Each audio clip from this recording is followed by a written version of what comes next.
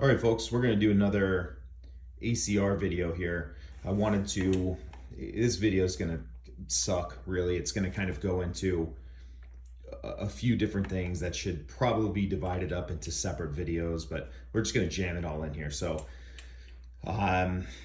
this is a updated ACR. I hate to, it's just different. I hate to use the word updated or newer or anything like that with these. They seem to be in like a constant metamorphosis in becoming something sometimes better, sometimes worse, depending on your opinion. They have changed a couple things on this one. Obviously, it's got a little color scheme going on, which is neat, I think.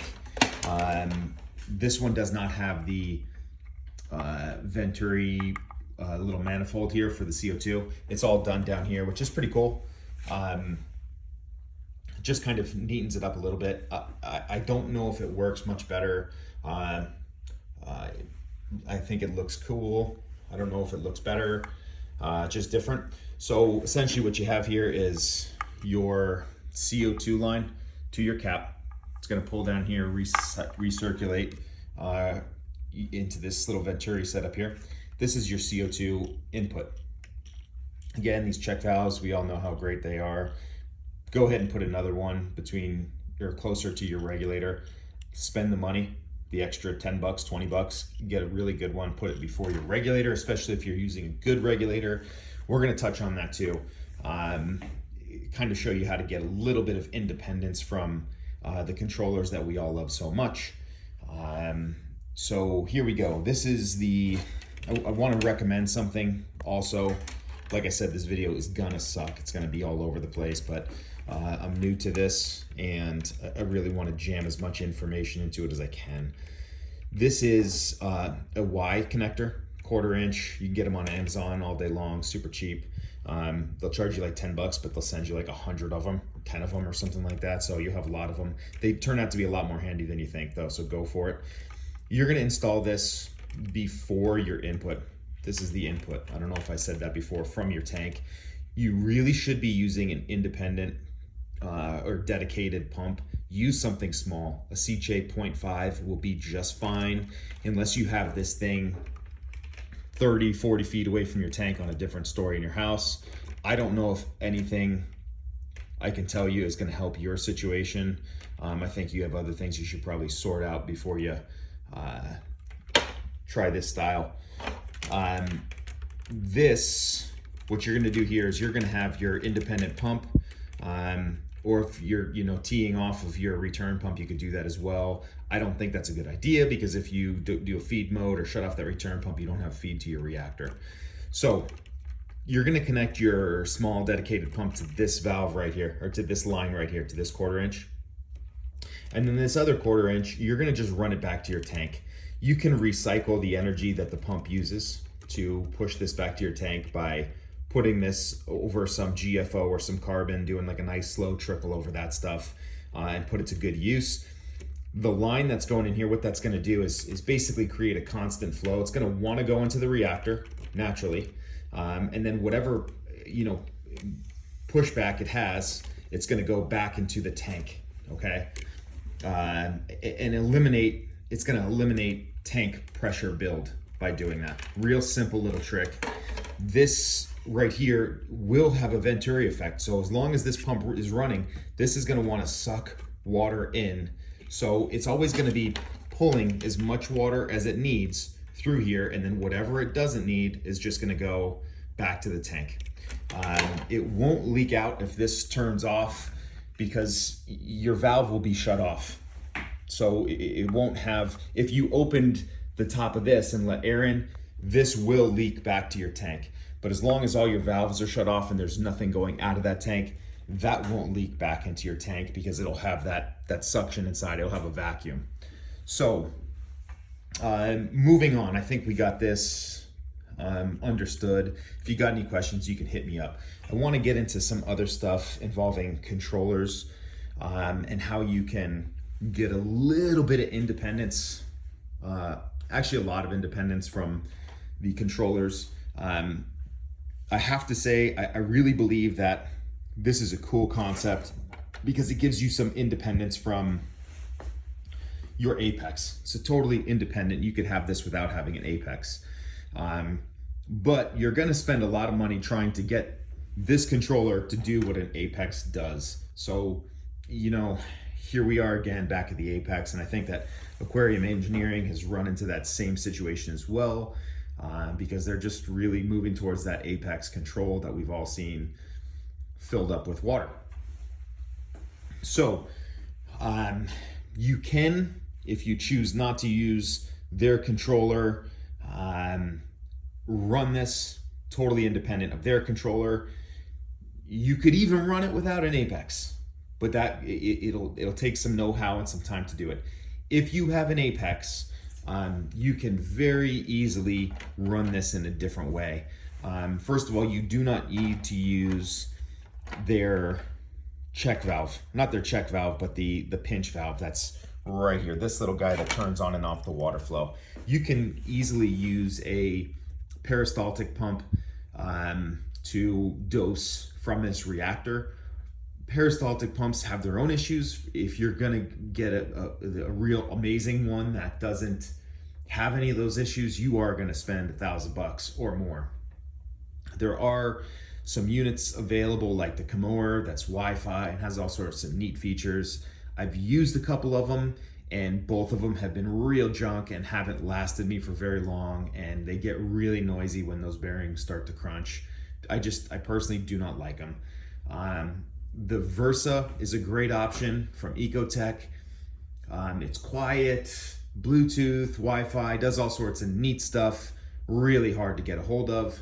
And then there's the Dose, which is great, little noisy, especially if you're pulling more stuff through these things, but still a great unit, and it will give you a little bit of independence. So that will really break you free of the effluent control by just using a peristaltic pump. Again, with peristaltic pumps, you will run into tubing issues. The motors do wear out, and to get one that's not gonna have any of those issues, I shouldn't say that, they're all gonna have those issues, even the higher end ones. But to get one that's the motor's gonna last forever and all that stuff, you're gonna spend a lot of money. There's just no way around it.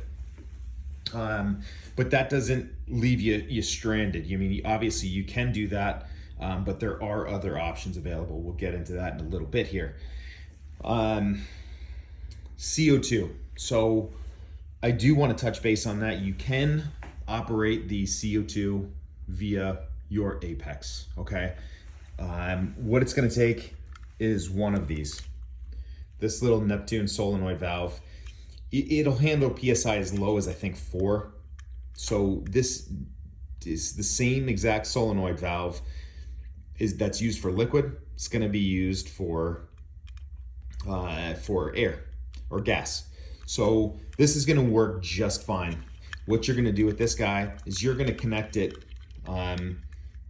via this little guy to your CO2 regulator. It could be the one that Bill Wan provides, or it could be any other brand. It won't need its own solenoid. It's just gonna go like so. If you want to use one that does have a built-in solenoid, you could do that as well. This is just a cheap, easy way that's easy to replace, plugs right into your apex via 24-volt port, so you won't take up a plug. But you can, again, you'll be able to use a carbon doser to do this same exact thing. If you have a carbon doser and you want to use it, or one of those fancy stainless regulators that has a solenoid on it as well, you can use that too. This is just, hey, I've got Bill Wan's economy regulator. I need a solenoid for it. So this will replace this all day long, no problems. Again, this is not rated for salt water, so you are gonna wanna put a check valve after this, okay? You don't want to get into your regulator or to that valve.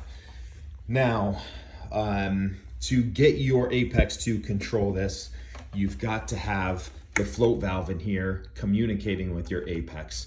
You're gonna do that using a breakout box. Now, Neptune has their own breakout box. It's small, and it obviously works, but you end up having one ground for all 7 of the switches or 6 of the switches, and it's really pretty annoying to fiddle with those little wires. I've recently found a breakout box that is incredible on eBay. Dude named Andy who makes them. I'm gonna post a link on this video so you can get yourself one. Mine's a little different than I'm gonna post a link to. The one that we're gonna post a link to has lights on each one of the buttons here. And it just kind of indicates it's gonna have lights instead of switches. So these numbers are actually gonna light up whenever any of the switches are activated, which is awesome. Now you can see here, this has independent positive negatives for every single switch, with the Apex doesn't. This is, I think they're a little bit more expensive or a little less expensive. I don't even know. I know Andy's gonna do something nice for you if you mention Aquarium 51 when you hit him up on eBay for these things. So there'll be a link right to an eBay listing for one of these. You're gonna need this piece to operate independently of the Aquarium Engineering controller. How that's gonna work, you're gonna plug this into the IO port of your Apex head unit, the brains of the Apex, and you're going to take the wire that communicates or attaches to the float valve in the Apex. So this little guy that attaches here, you're gonna take this off of here. We're gonna go into the Apex box, and I've already disassembled this one, but you're just gonna unscrew this little guy right here, and you can see the wires fluttering around in there because I've already cut this one. You'll see where they're attached. Right here is the white wire, this little red guy, I've cut them. Now, that's gonna void your warranty from what I understand. You know, I'm kind of brought back to the movie Tommy Boy in this moment where he talks about guarantees. You know, you can put a piece of poop in a box and mark it guaranteed. It's still a guaranteed piece of poop. So if you're having any issues, feeling real bad about cutting the wires on that, don't do it. But keep in mind that if this controller goes on you, he will make good on it. But who knows how long that's gonna take, what it's gonna cost you, and you may just get the same thing in return and run into the same problem. So really, we wanna stay focused on getting some independence. Now, if you really don't wanna cut that, these connectors are available on Amazon. I think it's called it's like a DC, weatherproof DC 2-pin. Make sure you look for a 2-pin because they'll have a bunch of listings for different pin amounts. And I think it's like a weatherproof aircraft grade DC connector. I'm not really sure. I posted a link on the ACR page a while back, and that was the correct connector from what I understand. So again, we've already cut this from the ACR controller box. You're gonna take the other end of this wire, and this here, got it disassembled, is going to attach to the breakout box. Okay, so now once you've connected the red here, the white down here, it's real easy to do, but I'm doing this one-handed, so I'm not gonna connect that. That is going to allow that float valve to communicate with your Apex. My program is something like if valve closed, CO2 on, and that's it. It's really simple. I don't overcode the Apex stuff. Like again, I'm anti overcoding Apex. I think that's just makes it really difficult to troubleshoot when something goes wrong. You can put in codes like, you know, if you have a Trident, you could put in a code that says if alkalinity, you know, high, whatever you think is high, then CO2 off. You can also use that to eliminate this air bubble here. So instead of having to burp, you can essentially have your CO turn off completely for like an hour period at night or something like that. And that'll allow the water to kind of keep pulling out and pushing in, and it'll you know, eliminate some of this air gap in here and allow fresh CO2 to come in. So gives you the flexibility when you use the Apex to really control a lot of stuff with the ACR. So back to where we were over here, we're gonna connect this to this guy over here. This is gonna tell your Apex that this flow is open or closed, and that's gonna allow your solenoid valve to open and shut, let some CO2 into the reactor. So we've got the We can use the peristaltic pump in place of this, and we can utilize a breakout box and the wire that we cut from the Aquarium Engineering controller to communicate with the Apex. If you are anti-peristaltic pump, okay, that's a whole nother group of folks there. They are really neat. I've used them. I still use them in some cases, but I really do like this valve situation. I have a valve that I took off the reactor that I use on my personal tank. It's not a Aquarium Engineering ACR any longer. Again, I love these things, but I'm utilizing something that just works a little bit better for me. They have their own style of valve that does what this valve does, and more. It's a lot more expensive than this little piece here. The solenoid, it's like a lab grade crazy one, and it has the ability to turn off the water if you're using this little gadget like this. It has the ability to turn off the return to the tank, the input return to the tank, and turn on the effluent at the same time. So basically it turns this, the pump that's feeding this, it allows it to give full pressure to the tank at the same time that, or it forces full pressure to the ACR at the same time that it opens up the effluent valve and dumps it out. So really a neat little valve. That's this little guy right here, and essentially it literally uses a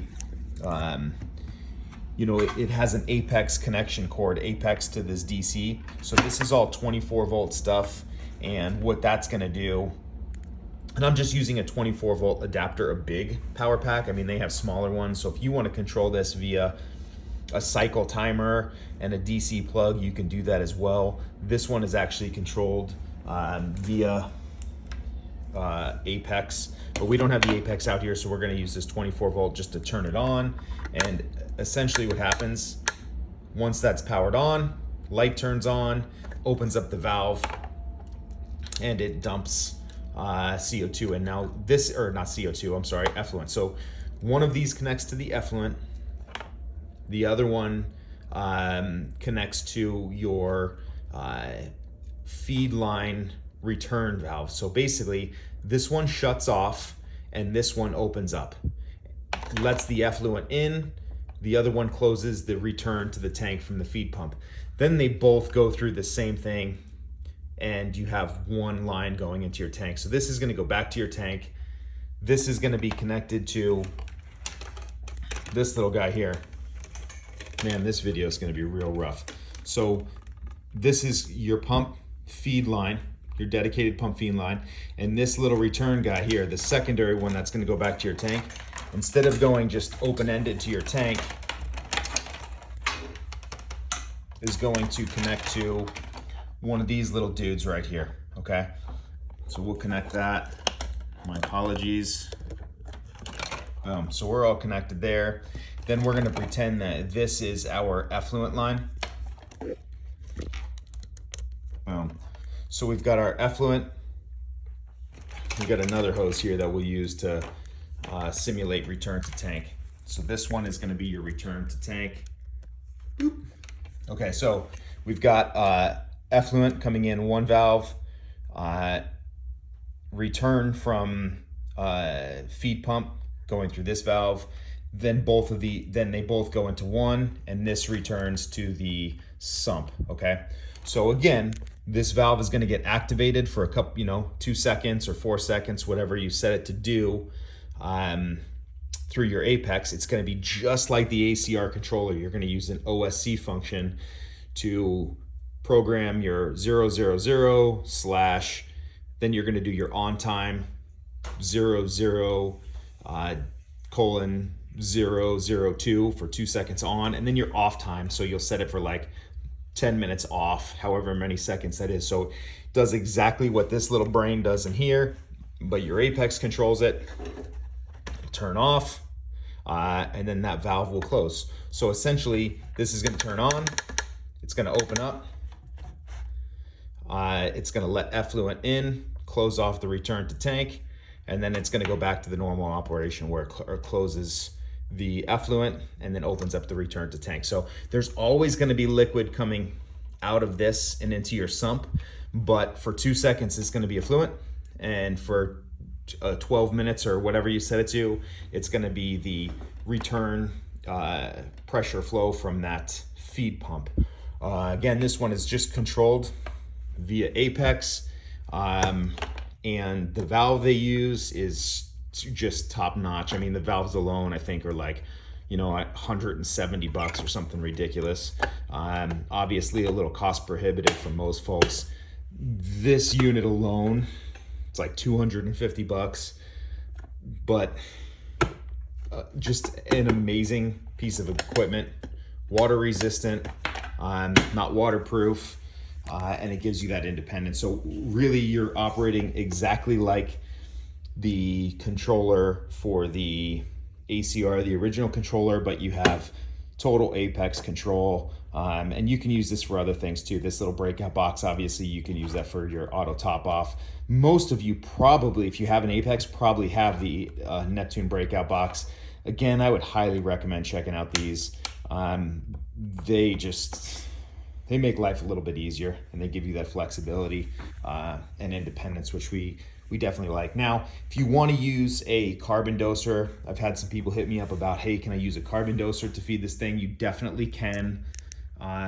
In fact, it works better. You can kind of give like a little slow feed on that carbon doser.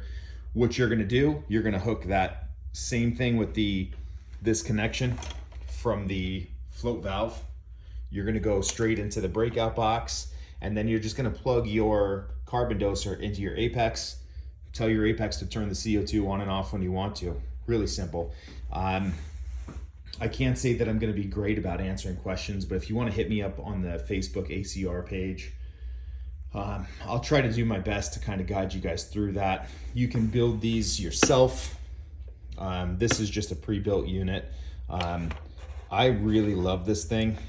It's super robust. Again, it comes off of a different calcium reactor that does kind of the same stuff. That one is actually controlled via float valve or CO2 or pH. So it can do either or. I've found myself just going right back to pH control. It's just a more accurate way of doing it. There's no way around that. If you're willing to calibrate your ports, it's just a no-brainer. Anyway, I hope this video helps. If you guys got any questions, hit me up on the Facebook page. I did see, actually today I was looking at the Facebook page, and it looks like Bill Wan's kind of outsourcing his customer service, which I really hope works out. It's kind of been a long time coming, and until then, if you guys have any issues and you want to kind of get that independence from the Aquarium Engineering controller, maybe clean it up a little bit and simplify, you can do a much smaller footprint, easier to mount kind of situation than the Aquarium Engineering one. This one's also dead silent. I know that click is kind of loud in the video. That's the iPhone microphone picking up on it. With this little thing, I mean, you get 5 feet away from it and you can't hear it. If it's in your stand, you're just not going to hear it, period. No loud thunking. Build like a tank, just works. Anyway, thank you guys for checking this out. Again, check out the link for these breakout boxes. This dude makes some other awesome stuff too. I purchased this one with just the on-off switches for each one before I knew about the one that you're gonna have the link to.